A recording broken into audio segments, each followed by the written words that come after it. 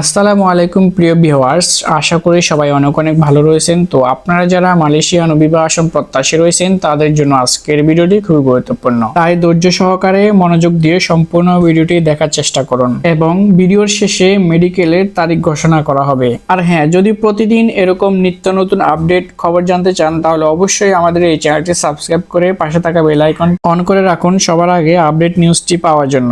সকল প্রবাসী ও মালয়েশিয়া গমনের বাইরের জন্য আজকের বড় আপডেট। দীর্ঘ প্রতীক্ষার পর অবশেষে মালয়েশিয়া কলিং ভিসা নিয়ে এসেছে নতুন সম্ভাবনা এবং বাস্তব অগ্রগতি। চলুন জেনে নিই মালয়েশিয়া কলিং ভিসা নিয়ে সর্বশেষ বিস্তারিত তথ্য। মালয়েশিয়ার নতুন ঘোষণা ও শর্তাবলী অনুযায়ী গত 24 অক্টোবর মালয়েশিয়া কুয়ালালামপুর থেকে অবস্থিত বাংলাদেশ হাইকমিশন থেকে একটি গুরুত্বপূর্ণ নোটিশ জারি করা হয়েছে। নোটিশে বলা হয়েছে, মালয়েশিয়া সরকার বাংলাদেশি কর্মী প্রেরণের জন্য বেসরকারি রিক্রুটিং এজেন্সিগুলোর আবেদন গ্রহণ শুরু করেছে। এই আবেদন শুধুমাত্র তাদের জন্য যারা মালয়েশিয়া সরকারের দেওয়া 10টি শর্ত পূরণ করতে সক্ষম। আবেদন প্রক্রিয়া ইতিমধ্যেই শুরু হয়েছে। এই নোটিশের পরপরই বাংলাদেশের বেশ কিছু এজেন্সি তাদের আবেদন প্রক্রিয়া শুরু করে দিয়েছে। নির্ভরযোগ্য সূত্রে জানা গেছে যে ইতিমধ্যে প্রায় 200টিরও রিক্রুটিং এজেন্সি এই শর্ত অনুযায়ী ডকুমেন্ট সাবমিট করেছে মালয়েশিয়া হাইকমিশনে। এই আবেদন প্রক্রিয়া চলবে চলতি নভেম্বর মাসের 15 তারিখ পর্যন্ত। তারপর আবেদন বা যাচাই বাছাই শেষে মালয়েশিয়া সরকার ও বাংলাদেশ হাইকমিশন যৌথভাবে অনুমোদিত এজেন্সি তালিকা প্রকাশ করবে। অনুমোদিত এজেন্সির নাম কোথায় পাবেন? অনুমোদন পাওয়ার এজেন্সিগুলোর নাম FWCMBST সিস্টেমে অনলাইনের মাধ্যমে প্রকাশ করা হবে এবং মালয়েশিয়া ও বাংলাদেশ সরকারের অফিসিয়াল ওয়েবসাইটে রিক্রুটিং এজেন্সিগুলোর নাম ও তাদের লাইসেন্স নম্বর সহ বিস্তারিত তথ্য দেখা যাবে। অর্থাৎ সাধারণ কর্মী সহজেই যাচাই করতে পারবেন কোন এজেন্সি বৈধ ও অনুমোদিত। এতে প্রতারিত হওয়ার ঝুঁকিও অনেক কমে যাবে এবং পুরো রিক্রুটিং যে এজেন্সি স্বচ্ছ হবে, আমরা আশা করছি যে স্বচ্ছভাবে শর্তগুলোর মাধ্যমে কিন্তু আমরা এই রিক্রুটিং এজেন্সিগুলো খুঁজে পাবো। গত 5 বছরের মধ্যে অন্তত 300টির দেশে বা প্রায় 3000 কর্মী পাঠানোর রেকর্ড থাকতে হবে রিক্রুটিং এজেন্সিগুলোর। এজেন্সির নিজস্ব অফিস প্লাস ন্যূনতম 10,000 স্কোয়ার ফিট হতে হবে। এজেন্সি বৈধ লাইসেন্স ও BMET-এর অনুমোদনপত্র থাকতে হবে। কর্মী ব্যবস্থাপনায় রেজিস্ট্রেশন ও FWCME সিস্টেম দক্ষতা থাকতে হবে। নিয়মিত অডিট রিপোর্ট, ইনভেস্টেড ব্যাকগ্রাউন্ড এবং অভিজ্ঞতা সনদপ্রাপ্ত হতে হবে। পূর্বে কোনো মানব পাচার বা অনিয়মের অভিযোগ থাকলে তারা কিন্তু সেই এজেন্সি আবেদন করতে পারবে না। মালয়েশিয়া হাইকমিশন ও বাংলাদেশ হাইকমিশন উভয়ে অনুমোদনপত্র লাগবে।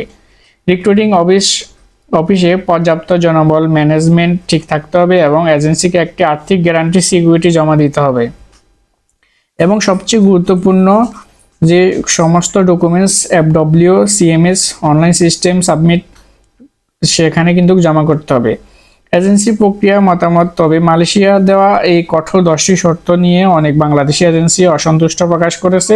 তাদের মতে গত 5 বছরে 3000 কর্মী প্রেরণের রেকর্ড রাখা অনেক ছোট ও মাঝারি এজেন্সির পক্ষে সম্ভব নয়। এছাড়াও 10,000 স্কোয়ার ফিট অফিস পরিচালনা করাও একটি বিশাল ব্যয়বহুল কাজ বলে জানিয়েছে তারা।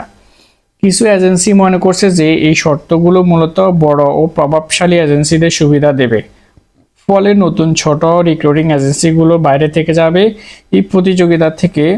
তবুও সরকার এই শর্তগুলো কর্মী প্রেরণের মান উন্নয়ন এবং প্রতারণা নিরোধের কারণে প্রণয়ন করা হয়েছে। বাংলাদেশ হাইকমিশন জানিয়েছে যে যেসব এজেন্সির যোগ্যতা অর্জন করবে তাদের নাম প্রকাশের পরপরই মেডিকেল ও ভিসা প্রক্রিয়া শুরু করা হবে ধাপে ধাপে। তবে কবে শুরু হতে পারে মেডিকেল ও কলিং ভিসার প্রক্রিয়া এখন পর্যন্ত কোনো নির্দিষ্ট তারিখ ঘোষণা না হলেও অফিসিয়াল সূত্রে জানা গেছে যে ডিসেম্বর মাসের প্রথম সপ্তাহ থেকে কিন্তু মেডিকেল কার্যক্রম শুরু হতে পারে এবং সবকিছু ঠিকঠাক থাকলে জানুয়ারি 2026 সাল থেকে বাংলাদেশ থেকে ধাপে ধাপে কর্মী প্রেরণ শুরু হতে পারে। তবে মালয়েশিয়া হাই কমিশনের পক্ষ থেকে জানানো হয়েছে এই সময়সীমা পরিস্থিতি অনুযায়ী পরিবর্তনও হতে পারে এবং কোন তারিখ কখন কিভাবে ফ্লাইট হবে সবকিছুই কিন্তু জানিয়ে দেওয়া হবে। মালয়েশিয়া কলিং ভিসা নিয়ে এখন আশার আলো জ্বলছে বাংলাদেশি কর্মীদের জন্য।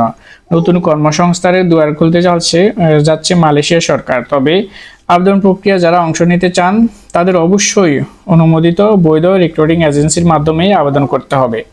সঠিক তথ্যের জন্য সবসময় অনুসরণ করুন Bangladesh high commission Malaysia FWMS official website. গুজবে বিশ্বাস না করে অফিসিয়াল আপডেটের উপর নির্ভর করুন। এই আবেদন শুধুমাত্র তাদের জন্য যারা মালয়েশিয়া সরকারের দেওয়া 10টি শর্ত পূরণ করতে সক্ষম। আবেদন প্রক্রিয়া ইতিমধ্যে শুরু হয়েছে। এই নোটিশের পরপরই বাংলাদেশে বেশ কিছু এজেন্সি তাদের প্রক্রিয়া শুরু করে দিয়েছে। নির্ভরযোগ্য সূত্রে জানা গেছে যে ইতিমধ্যে 200টিরও রিক্রুটিং এজেন্সি শর্ত অনুযায়ী ডকুমেন্ট সাবমিট করেছে। তো যারা ডকুমেন্ট সাবমিট করতে পারবে তাদেরই কিন্তু সরকার অনুমোদন দিবে এবং মালয়েশিয়া হাই কমিশনও অনুমোদন দিবে। সর্বশেষ আপডেট সেটি হচ্ছে আমরা যারা মালয়েশিয়ার ওয়ার্ক পারমিট ভিসার জন্য আবেদন করব অবশ্যই আমাদের যে কাগজপত্র রয়েছে সেগুলো কিন্তু লিগ্যাল হতে হবে এবং আমাদের ওয়ার্ক এক্সপিরিয়েন্স, এডুকেশনাল কোয়ালিফিকেশন সবকিছুই ঠিকঠাক থাকতে হবে। আমরা এখানে কোনো জাল সনদ সাবমিট করতে পারবো না। জাল সনদ সাবমিট করার ফলে যেমন তার ভিসা বাতিল হবে তেমনি তার আর্থিক জরিমানাও হতে পারে এবং জেল জরিমানাও হতে পারে বলে বলা হয়েছে। ঠিক আছে, তো আমরা আশা করব যে এই ধরনের কার্যকলাপগুলো যাতে না হয়। আমরা ভিসা পেলে পাবো, না পেলে নাই, অবশ্যই আমাদেরকে লিগ্যাল ডকুমেন্টসগুলো সাবমিট করতে হবে। এবং সবচেয়ে গুরুত্বপূর্ণ আপডেট সেটি হচ্ছে আপনি যদি যে কোনো কাজে এক্সপিরিয়েন্স হয়ে থাকে, আপনি যদি এক্সপিরিয়েন্স সম্পন্ন কোনো কর্মী হয়ে থাকেন অবশ্যই আপনি ভিসার জন্য অ্যাপ্লিকেশন করতে পারবেন। সেক্ষেত্রে আপনার যদি এডুকেশনাল কোয়ালিফিকেশন লো লেভেলেরও হয় তাও কিন্তু আপনি আপনার ওয়ার্ক এক্সপিরিয়েন্সের সার্টিফিকেট দিয়ে বা কাজের দক্ষতার যে সার্টিফিকেট রয়েছে সেটি দিয়ে অ্যাপ্লিকেশন করতে পারবেন। এখানে অনেকেই বলেছে যে যাদের ডিগ্রি নেই বা অনার্স মাস্টার্স নেই তারা কি আবেদন করতে পারবে কিনা। তারা তাদের ওয়ার্ক এক্সপিরিয়েন্সের সার্টিফিকেট দিয়ে আবেদন করতে পারবে, যেমন লাইক অটোমোবাইল সার্ভিসিং, হ্যাঁ, প্লাম্বার, ইলেকট্রিশিয়ান, আরও বিভিন্ন ধরনের কাজ রয়েছে। এগুলোর মাধ্যমে কিন্তু আপনারা এই সার্টিফিকেটগুলো দিয়ে কিন্তু আবেদন করতে পারবেন। বর্তমানে বিভিন্ন প্রতিষ্ঠান তাদের থেকে কাজ শেখার পর তারা কিন্তু সার্টিফিকেট প্রদান করে থাকে, একদম অফিসিয়ালি সার্টিফিকেট প্রদান করে থাকে। আপনার ওই ধরনের কোম্পানি বা ওই ধরনের প্রতিষ্ঠান থেকে অবশ্যই আপনারা এক্সপিরিয়েন্সটা গ্রহণ করবেন, তারপরে সেখান থেকে আপনারা আপনাদের কাজের দক্ষতা অনুযায়ী সার্টিফিকেট গ্রহণ করতে পারবেন। ওই সার্টিফিকেট দিয়ে কিন্তু আপনি অ্যাপ্লিকেশন করতে পারবেন যদিও আপনার এডুকেশনাল কোয়ালিফিকেশন যদিও লো লেভেলের হয়ে থাকে। অর্থাৎ মনে করেন আপনি 8 পাস অথবা ক্লাস 10 যেটা বলা হয় SSC পাস হয়ে থাকেন তাও কিন্তু আবেদন করতে পারবেন। এবং হাই প্রফেশনাল ভিসা পেতে হলে অবশ্যই আপনাকে অনার্স ডিগ্রি অথবা MBA কমপ্লিট করতে হবে, তাহলে আপনি হাই প্রফেশন ভিসার মাধ্যমেও যেতে পারবেন। তবে হাই প্রফেশন ভিসার মাধ্যমে গেলে আপনারা সেখানে আপনাদের বেতন হবে, স্যালারি হবে অনেক বেশি। আপনার লেবারদের থেকে, সাধারণ লেবারদের থেকে যারা উচ্চশিক্ষিত রয়েছে তাদের কাজ এবং কর্মক্ষেত্র আলাদা হবে, তাদের বেতনের ক্ষেত্রেও ভিন্নতা রয়েছে। তো এই ছিল মূল ভিডিও, আশা করি সবাই বুঝতে পেরেছেন। দেখা হবে নতুন কোনো ভিডিওতে। সবাইকে ধন্যবাদ। আসসালামু আলাইকুম।